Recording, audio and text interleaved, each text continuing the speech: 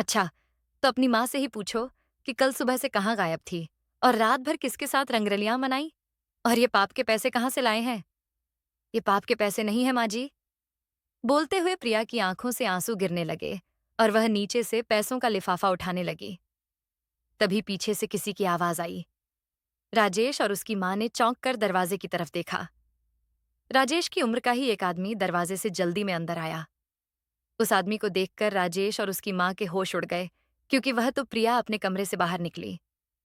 पूरा घर शांत नजर आ रहा था। प्रिया ने एक बार दीवार घड़ी में टाइम देखा तो रात के 2 बजे बज रहे थे। जिसे देख वह दिल में बोली, सारे घर वाले कितने सुकून से सो रहे हैं, बस मेरी ही सुकून कहीं चला गया। फिर उसने गहरी सांस ली और एक कमरे का दरवाजा खोला। कमरे में हल्की रोशनी थी, जिस वजह से उसे वहां सब कुछ नजर आ रहा था। प्रिया धीरे कदमों से बेड के पास आई और बेड पर बैठ गई और झुककर जो सोई थी उसका सिर चूम लिया। तो उसने अपना हाथ बढ़ाकर प्रिया को पकड़कर फिर वापस सो गई। प्रिया एक तक उसे देखती रही। ये नेहा है, प्रिया की बेटी, जो डॉक्टर बनना चाहती है और दिन रात मेहनत कर भारत के सबसे अच्छे विश्वविद्यालय में से एक में चयनित होना चाहती है। और पिछले 2 कोशिशों में वह सफल नहीं हो पाई थी और यह उसका आखिरी मौका था। नेहा से ज्यादा प्रिया की यह चाहत बन गई है कि नेहा चयनित हो जाए। वह यह भी जानती है कि इस पढ़ाई में ढेरों पैसे लगेंगे, जो हर मध्यम वर्ग के लोगों के बस की बात नहीं होती। लेकिन फिर भी वह अपनी बेटी को यह ख्वाब देखने से नहीं रोक पाई और इसी की वजह से प्रिया की नींद चैन गायब है। इस डर से कि कहीं उसकी लाडली का पहला देखा ख्वाब ही न टूट जाए। जितने पैसों की जरूरत है, उनमें वह असमर्थ है और यही बात प्रिया की नींद, सुकून और चैन उससे कोसों दूर लेकर चली गई है। प्रिया नेहा के बगल में लेटती हुई बोली, नेहा, हम। नेहा अपनी आंखें बंद किए ही बोली, आप सोई नहीं अभी तक? नींद ही नहीं आ रही है। कोई बात नहीं, मैं आपको सुला देती हूँ। बोलती हुई प्रिया अपनी उंगलियों को उसके बालों में फिराने लगी तो नेहा बोली, आप क्यों नहीं सोई अभी तक? मुझे भी नींद नहीं आ रही थी तो सोचा अपनी प्यारी बेटी के पास ही चलती हूँ और वहीं अपनी नेहा से बातें करती हुई सो जाऊंगी। प्रिया की बात सुन नेहा मुस्कुराने लगी और प्रिया की बाहों पर अपना सिर रखकर उसकी तरफ देखने लगी। प्रिया ने एक बार फिर से उसका सिर चूमा और बोली, बेटा, आपको अपनी माँ पर यकीन है? प्रिया की बात सुनकर नेहा की आंखों में हैरानी फैल गई, जिसे देख प्रिया बोली, बेटा, आप कुछ मत सोचिए, बस अपनी दिल की बात बोलिए। प्रिया की बात सुन नेहा बोली, इस दुनिया में अगर मैं किसी पर अपनी आंखें मूंद कर यकीन करती हूं तो वह आप हैं। आपसे ज्यादा यकीन मैं किसी पर नहीं करती हूं। नेहा की बात सुन प्रिया शरारत से बोली, एक बार सोच लीजिए, अगर पापा को पता चला तो फिर। बोलकर प्रिया मुस्कुराने लगी तो नेहा ने उसे अपनी बाहों में भरकर उसे चूम लिया और अपनी आंखें बंद करती हुई बोली, फिर कुछ नहीं। और हाँ, आपके पास होने से मुझे नींद आ रही है, तो मैं सो रही हूं। गुड नाइट बोलकर उसने अपनी आंखें बंद कर लीं तो प्रिया उसका सिर चूमते हुए बोली, गुड नाइट। मेरी परी और उसके बालों में अपनी उंगली फिराते हुए अपने दिल में बोली, और मैं आपसे वादा करती हूं कि आपका यकीन कभी भी टूटने नहीं दूंगी। और उसने अपनी आंखें बंद कर लीं। नेहा की जब आंख खुली तो सुबह हो चुकी थी। वह बिस्तर से उतरते हुए बोली, जब पास में माँ होती है तो सारी परेशानियां भूल जाती हूँ और इतनी अच्छी नींद भी आती है। उसने अंगड़ाई ली और फ्रेश होने चली गई। कुछ देर बाद वह अपने कमरे से बाहर आई तो अपने पापा को देखा और उनके पास आ गई। उसे देख राजेश मुस्कुराते हुए बोला, तो हमारी परी उठ गई। हाँ पापा, लेकिन आप कुछ परेशान से लग रहे हैं। हाँ, ये सुबह सुबह तुम्हारी माँ कहाँ चली गई? उनकी बात सुन नेहा मुस्कुराते हुए बोली, अच्छा, माँ नहीं मिल रही है, इसी वजह से आप परेशान हैं? चलो, कभी तो वह आपको परेशान कर पाई। इस बात के लिए मुझे खुशी हो रही है। हम आजकल देख रहा हूं, तुम कुछ बड़ी लगने लगी हो। मेरा साइड छोड़ अपनी माँ के साइड चली गई हो और मुझे परेशान करने लगी हो। परेशान और मैं नहीं पापा, मैं तो मासूम सी बच्ची हूँ। नेहा बोली तो राजेश मुस्कुराते हुए बोला, तो हमारी मासूम सी बच्ची क्या मुझे एक कप चाय पिलाएगी? जी पापा, बस 5 मिनट में मैं आपके लिए चाय लाती हूँ। बोलकर वह चली गई तो राजेश धीरे से बोला, ये प्रिया सुबह सुबह कहाँ चली गई? कुछ बताया भी नहीं कि कहाँ जा रही है। तभी उनकी माँ वहां आई और बोली, प्रिया है ही ऐसी, एकदम लापरवाह। उसे किसी की फिक्र नहीं है, बस अपनी मनमानियां करती रहती है। माँ, ऐसा नहीं है। हाँ, तुम सही बोले, वह तो तुम्हारी छूत का नतीजा है। और मेरी एक बात अपने कान खोलकर सुन लो, एक दिन तुम्हारी पत्नी पूरे खानदान की नजरें नीचे करवाएगी और तुम किसी के सामने अपना मुंह दिखाने के लायक नहीं रहोगे। वे गुस्से से बोल रही थीं। तभी राजेश की नजर नेहा पर पड़ी, जो चाय लेकर वहां आई थी और अपनी दादी की बात सुन वहीं रुक गई थी। राजेश ने देखा उसकी आंखें झिलमिला रही हैं तो वह उसके पास आए। नेहा ने चाय का कप उन्हें पकड़ाते हुए एक बार उनकी तरफ देखा और बड़ी ही तेजी से अपने कमरे की तरफ चली गई।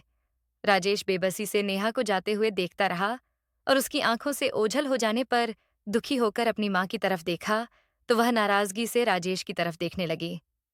फिर गुस्से से बुदबुदाती हुई अपने कमरे में चली गई। राजेश वहीं खड़ा बाहर के दरवाजे की तरफ देखा और चाय पीने का मन तो नहीं कर रहा था, लेकिन नेहा बनाकर लाई थी तो उन्होंने अपने होठों से लगाकर एक सिप लिया और अपने कमरे की तरफ चला गया। नेहा का मूड बिगड़ गया था तो वह अपने कमरे से नहीं निकली। राजेश ने भी उसे परेशान नहीं किया, यह सोचकर कि कुछ देर में प्रिया आ जाएगी तो नेहा का मूड ठीक हो जाएगा। इसीलिए वह दरवाजे के बाहर से ही यह बोलकर चले गए कि मैं ऑफिस जा रहा हूं। नेहा अपने कमरे में बैठी अपनी किताबें पढ़ रही थी। तभी उसकी नजर घड़ी पर पड़ी। माँ घर आई या नहीं? शाम हो गई है और अगर वे आ गई होती तो इतनी देर मुझे भूखे नहीं रहने देती। तो क्या वे अभी तक घर नहीं आई? यह सोचकर वह घबराकर अपने कमरे से बाहर आई तो सामने अपनी दादी को बैठे देखा। उनसे नाराज थी। सुबह से तो उनसे न पूछी। सीधे अपनी माँ को ढूंढती हुई उनके कमरे में आई, लेकिन प्रिया को न देख वापस बाहर आ गई। कहीं भी ढूंढ लो, नहीं मिलेगी तुम्हारी माँ। नेहा को कमरे से निकलते देख उसकी दादी बोली तो उसने उनकी तरफ देखा। मुझे घूरने से सच बदल नहीं जाएगा। तुम्हारी माँ हमेशा से लापरवाह है और उसका परिणाम यह है कि मैं सुबह से भूखी बैठी हूं। उनकी बात सुनकर नेहा वेन को और गुस्सा आ गया और वह किचन की तरफ चली गई और कुछ देर में उनके लिए खाना लेकर आई और उनके आगे खाना रखकर उनकी तरफ एक बार गुस्से से देखा और अपने कमरे में जाने लगी तो उसके कानों में फिर से उनकी बात आई। वह बोल रही थी, पता नहीं राजेश को उस लड़की में क्या नजर आया कि उसे मेरे सिर पर लाकर रख दिया। कितना समझाया था कि जिसने कभी खुद अपनी माँ को नहीं देखा, इसी परिवार में नहीं रही, वह क्या किसी परिवार की ख्याल और इज्जत बनाए रखेगी? कभी माँ को देखा होता तो उससे उम्मीद कर भी सकती थी कि वह माँ बनकर अपनी बच्ची का ख्याल रखेगी। मेरी माँ दुनिया की सबसे अच्छी और सबसे ज्यादा ख्याल रखने वाली माँ है। उनकी बात सुनकर नेहा बीच में ही गुस्से से बोली। तो वह खाना खाते हुए ही बोली, वह तो मुझे भी दिख रहा है, कितना ख्याल रखती है। सुबह से भूखी हूं और उससे यह भी नहीं हुआ कि कुछ बनाकर ही जाए। उनकी बात सुनकर नेहा उनके पास वापस आई और बोली, दादी, अभी आप जो खा रही हैं, ये माँ ने ही बनाकर रखा था। मैंने तो बस गर्म करके आपको दिया है। मेरी माँ लापरवाह नहीं है। गुस्से से अपने कमरे की तरफ चली गई और अपने पापा को फोन करके ये बता दिया कि माँ अभी तक घर नहीं आई है। उसकी यह बात सुनकर राजेश घबराकर घर के लिए निकल पड़ा और कुछ ही देर में घर पहुंच गया और नेहा के कमरे का दरवाजा खटखटाते हुए बोला, नेहा बेटा बाहर आइए। उसकी आवाज पर नेहा बाहर आई। सामने राजेश को देख घबराकर बोली, पापा माँ का फोन बंद है। बेटा परेशान नहीं होते, बस जरा प्रिया की डायरी ढूंढने में मेरी मदद करिए, क्योंकि वे अपने सारे दोस्तों और रिश्तेदारों का नंबर उसी में लिखती हैं। मुझे मिल ही नहीं रही है। राजेश की बात सुनकर नेहा अपने कमरे से बड़ी ही जल्दी में प्रिया के कमरे की तरफ भागी और कमरे में आई तो हर तरफ सामान बिखरा देखकर समझ गई कि राजेश कोशिश करके थक गया है और डायरी नहीं मिलने पर उसकी मदद मांगी है। नेहा आगे बढ़ी और बिस्तर के पास वाले टेबल के दराज को खोला और उसमें से एक डायरी निकालकर राजेश की तरफ बढ़ाई। राजेश ने उसके हाथ से डायरी लेकर उसमें से नंबर निकालकर किसी को फोन किया। नेहा राजेश की तरफ देख रही थी। हेलो भाभी, प्रिया आपके घर से अभी तक निकली नहीं? तो उधर से जवाब मिला कि प्रिया आज उनके घर नहीं आई है। तो राजेश ये बोलकर कि शायद किसी दोस्त के घर चली गई होगी, कॉल काट दिया और फिर एक के बाद एक फोन करते चला गया। लेकिन हर जगह बस एक ही जवाब उसे मिल रहा था कि प्रिया उनके घर नहीं आई है। और यह जवाब राजेश और नेहा को जहां घबराहट पैदा कर रहा था, वहीं राजेश की मां का गुस्सा प्रिया पर बढ़ता जा रहा था।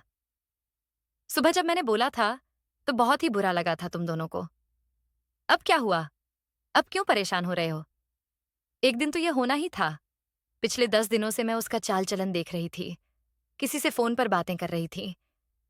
लेकिन जब तुम्हें बताया तो तुम मुझे ही समझाने लगे थे कि मुझे गलतफहमी हुई है। अब भुगतो। प्रिया राजेश की पसंद थी। एक रिश्तेदार की शादी में जब राजेश गया तो प्रिया को देखते ही उसके दिल में प्रिया के लिए एक इमोशन बन गया।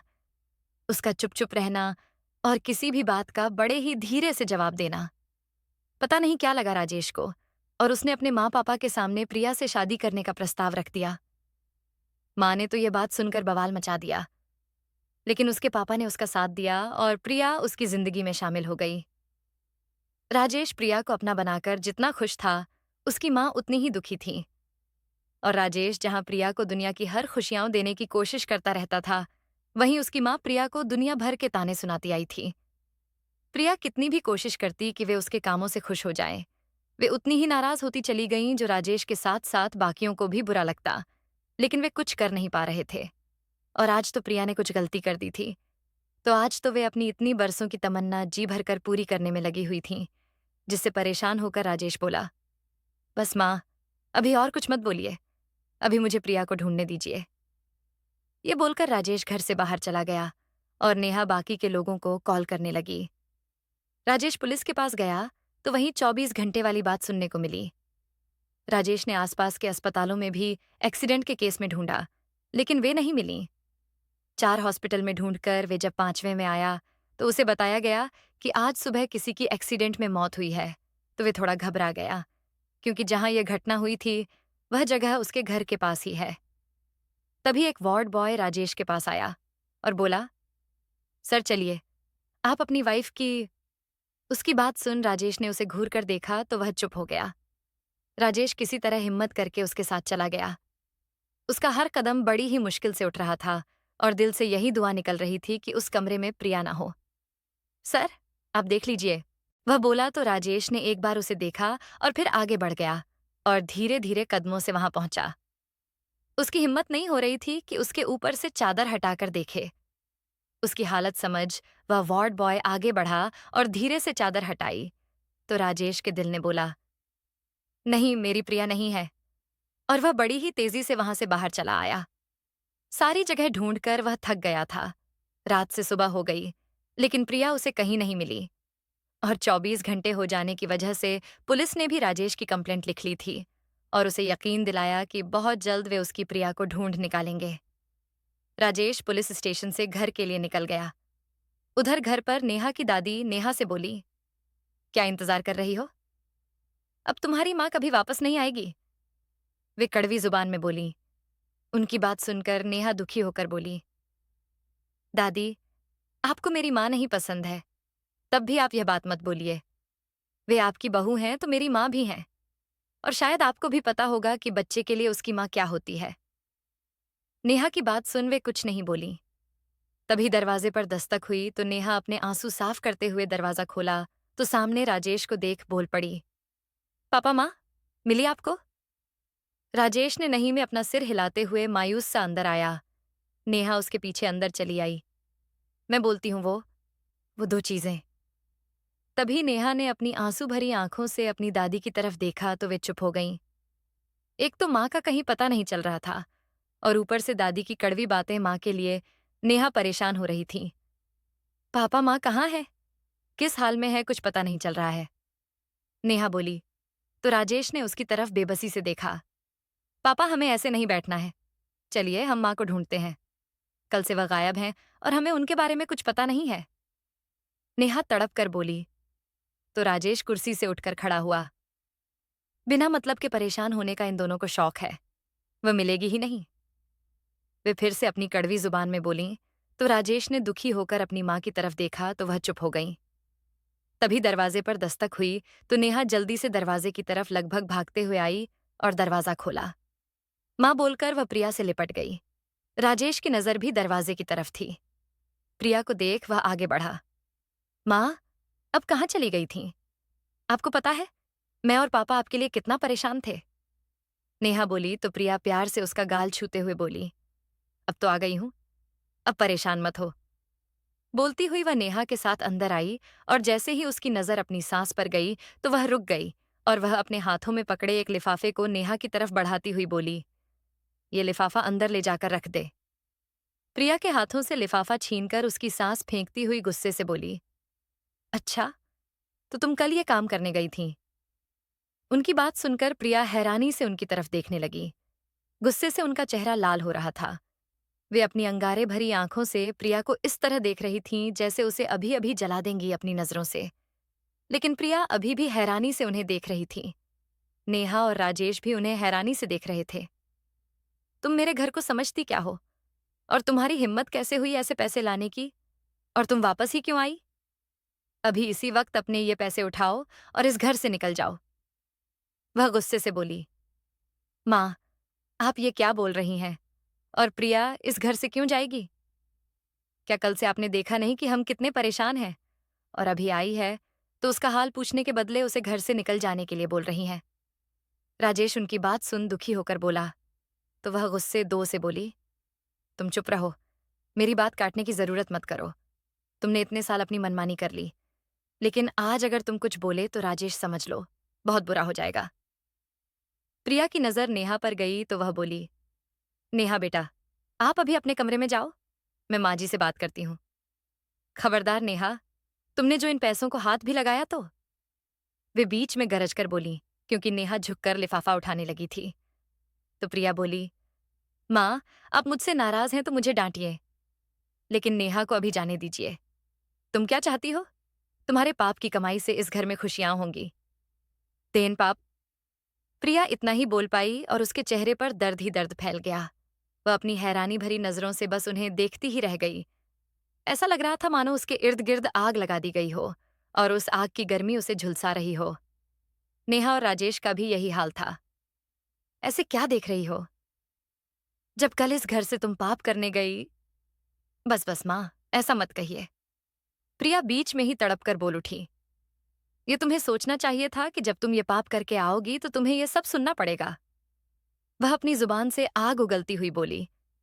प्रिया उनकी ये बात सुनकर तड़प कर बोली, माँ, मैं भी एक माँ हूं। तो कल तुम्हें ये बात याद नहीं थी कि तुम एक माँ हो? और तुम्हारे किए हुए पाप का परिणाम हम पूरे घर वाले भुगतेंगे, और सबसे ज्यादा तुम्हारी बेटी को भुगतना पड़ेगा। वह और गुस्से से बोली। प्रिया की आंखों से आंसू निकलने लगे और वह दुखी होकर उनकी तरफ देखने लगी और बोली, मुझे कल भी याद था और अपनी जिंदगी के अंत तक याद रहेगा कि मैं एक माँ हूं और अपनी बेटी की जिंदगी में एक पल भी दर्द नहीं आने दूंगी। दादी, आप मेरी माँ से इस तरह की बातें नहीं कर सकती हैं। बीच में नेहा चिल्लाकर बोली। तो वह बोली, तुम्हारी माँ ने किया तो गलत नहीं, और मैंने एक बार बोल दिया तो मैं बुरी हो गई। मेरी माँ कभी कोई गलत काम नहीं कर सकती हैं। वे तो मुझे भी कुछ गलत करने से मना करती हैं। नेहा गुस्से से अपनी दादी से बोली। इधर ये सारी बातें सुन राजेश हैरान सा जहां का तहां खड़ा रह गया। उसे अपनी माँ से इसकी उम्मीद नहीं थी। अच्छा, तो अपनी माँ से ही पूछो, कल सुबह से कहाँ गायब थी और रात भर किसके साथ? बीच में ही प्रिया बोली, नेहा बेटा, आप कुछ देर के लिए अपने कमरे में चली जाइए। प्रिया की बात सुन नेहा उसका हाथ पकड़ते हुए बोली, नहीं, मैं आपको छोड़कर नहीं जाऊंगी। उसकी बात सुनते हुए प्रिया बोली, आपको अपनी माँ पर यकीन है ना? हाँ, तो जाइए। प्रिया की बात सुन फिर उसकी सास बोली, वह बच्ची है, तुम उसे अपनी बातों में बहला लोगी, लेकिन बाकी के कोई भी तुम्हारी बातों का यकीन नहीं करेंगे। उनकी बात सुनकर प्रिया ने अपनी पलकें उठाकर राजेश की तरफ देखा। राजेश की आंखों में उसे अपने लिए वही भरोसा और प्यार नजर आया। उसका दिल खुशी से भर उठा। उसकी बेटी, उसका पति उस पर यकीन करते हैं। राजेश ने अपने कदम प्रिया की तरफ बढ़ाए।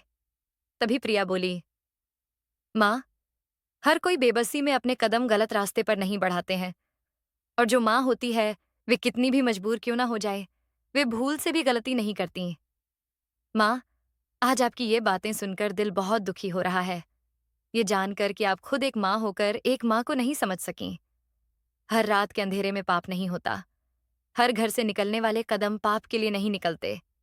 वे कदम कभी मंदिर तो कभी किसी की मदद के लिए भी निकलते हैं। हर अंधेरी रात में बाहर रहने वाली लड़कियां पाप नहीं करती। कोई किसी का घर बचाती है तो कोई अपने प्यार और उसकी खुशियों की रक्षा के लिए निकलती है, और ये पाप के पैसे नहीं हैं। बोलते हुए उसकी आंखों से आंसू गिरने लगे और वह नीचे से पैसों का लिफाफा उठाने लगी। तभी पीछे से किसी की आवाज आई, अरे ये आप क्या कर रही हैं? राजेश और उसकी माँ ने चौंक कर दरवाजे की तरफ देखा।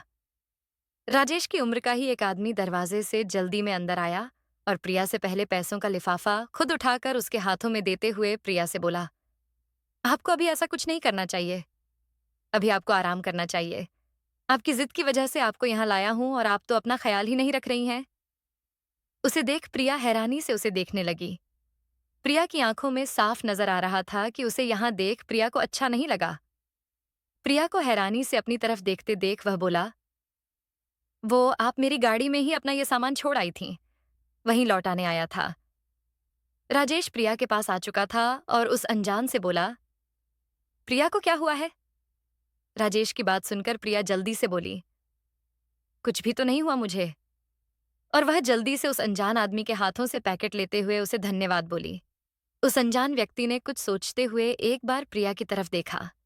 प्रिया के चेहरे पर थोड़ी घबराहट देखकर वह जाने के लिए पलटा ही था कि उसके फोन की घंटी बज उठी और उसने फोन उठाया और बात करते हुए बाहर की तरफ बढ़ा।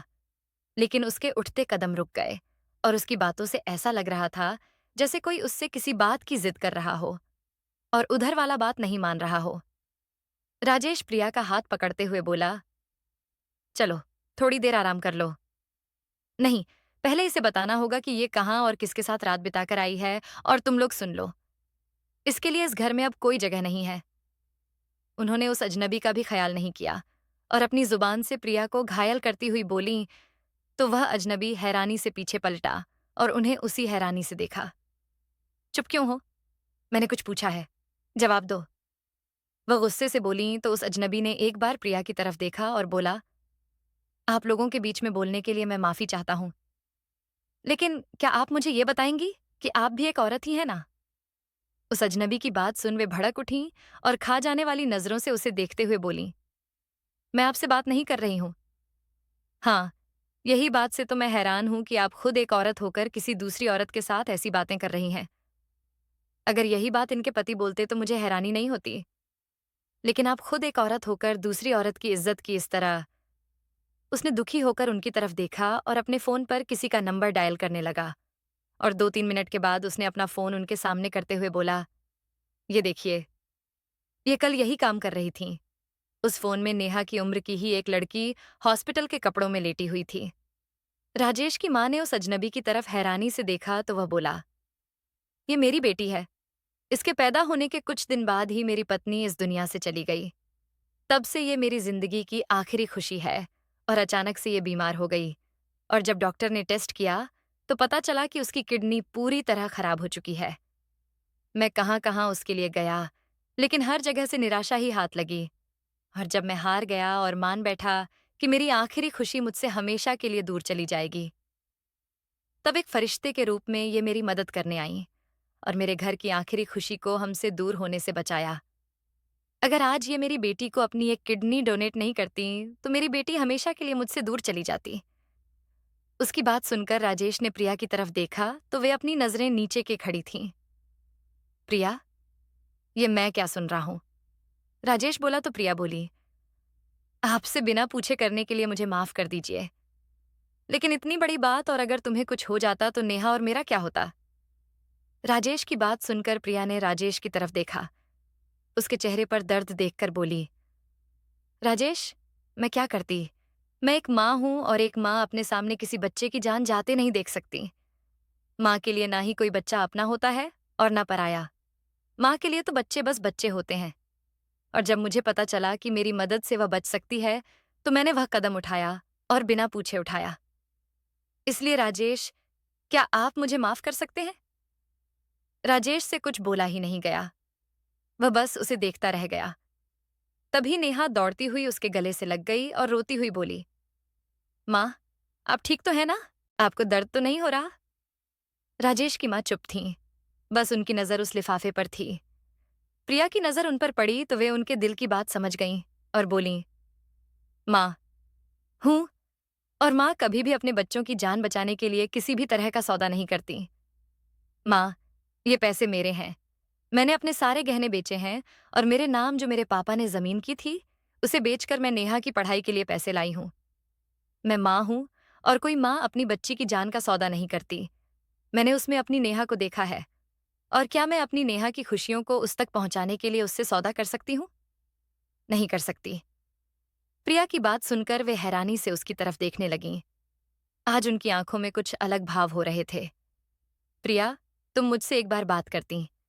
ये सारी चीजें तुम्हारे पापा की आखिरी निशानी थीं। उनमें उनका तुम्हारे लिए प्यार था और तुमने बेच दी। राजेश दुखी होकर बोला, हाँ, मैं जानती हूँ। लेकिन जब मेरी बेटी की खुशियां ही उससे दूर चली जाती, तो इनसे मुझे क्या खुशियां मिल पाती? नहीं मिल पाती। मुझे तो नेहा की होठों की मुस्कुराहट देख खुशियां मिलती हैं। उसकी जिंदगी की खुशियां देख खुशियां मिलती हैं। और जब मुझे पता है कि उससे ये खुशियां छीन जाएंगी, तो फिर कभी वापस नहीं आ सकती, तो मैं कैसे कोशिश न करती? प्रिया बोली। तो नेहा हैरानी से उसे देखती हुई बोली, लेकिन आपको कैसे पता चला? मैंने तो किसी को बताया ही नहीं था, तो फिर आप कैसे जान गई? उसकी बात सुनकर प्रिया उसके चेहरे को प्यार से छूती हुई बोली, तुम नहीं बताओगी तो क्या मुझे पता नहीं चलेगा बेटा? मैं तुम्हारी माँ हूं। जब तुम पैदा हुई थी और बोल नहीं सकती थी, तब भी तो मुझे पता चलता था कि तुम्हें भूख लगी है। इसी तरह तुमने नहीं बताया, लेकिन तुम्हारे अंदर की बेचैनी ने मुझे बताया कि तुम बहुत परेशान हो। और एक दिन जब तुम अपनी फ्रेंड के घर गई थी, उस दिन मुझे तुम्हारे कमरे से तुम्हारे पास होने का सबूत मिला। मैं तो खुशी से पागल हो उठी थी कि आखिरी मौके में ही सही, लेकिन तुम पास हो गई। सोचा कि इतनी बड़ी बात तुमने हम लोगों को क्यों नहीं बताई, और जब पता चला कि ढेरों पैसों के डर से तुम अपनी चाहत को मार रही हो, तो मैं तड़प उठी और तुम्हारे पापा के पास आई है बताने कि हमारी बेटी अपनी खुशियों से दूर नहीं होनी चाहिए। लेकिन जब मैंने माँ और राजेश की बात सुनी कि हेतल की शादी में खर्च बढ़ते जा रहे हैं और माँ चाह रही थी कि उसके बच्चे के जन्म पर वहां तोहफे भेजें, और राजेश बोल रहे थे कि लाख रुपए कहाँ से आएंगे, तो मैं वापस चली आई। कुछ दिनों से चैन से नहीं रह पा रही थी। एक तरफ तुम्हारी खुशियां, दूसरी तरफ हेतल की चाहत, और अकेले राजेश क्या कर सकते हैं? तो मुझे यही रास्ता नजर आया, और तुम्हारा दाखिला तो हो गया है। इनमें हेतल के घर जो तोहफे भेजने हैं, उसके लिए पैसे हैं, क्योंकि मैं जानती हूं अपनी बच्चों की खुशी माँ के लिए कितनी जरूरी होती है। प्रिया की बात सुन उसकी सास उसके चेहरे को देखती जा रही थी। माँ क्या होती है मुझे पता नहीं था, क्योंकि मेरी माँ नहीं थी। लेकिन जब भी किसी को उसकी माँ के साथ देखती थी, तो मेरा भी दिल करता कि काश मेरी भी माँ होती। लेकिन जब राजेश से मेरी शादी तय हुई, तो मैं बहुत खुश हो गई। इसलिए नहीं कि राजेश अच्छे हैं, इसलिए कि अब मुझे भी माँ मिल जाएगी, और मैं भी दूसरे लोगों की तरह अपनी माँ से बातें करूंगी। मेरी माँ भी मेरे परेशान होने पर मुझे अपने बाहों में भरकर प्यार से समझाएगी, और मेरी परेशानी खत्म हो जाएगी। उसकी सास ने आगे बढ़कर उसे अपने बाहों में भरती हुई बोली, मुझे माफ कर दो।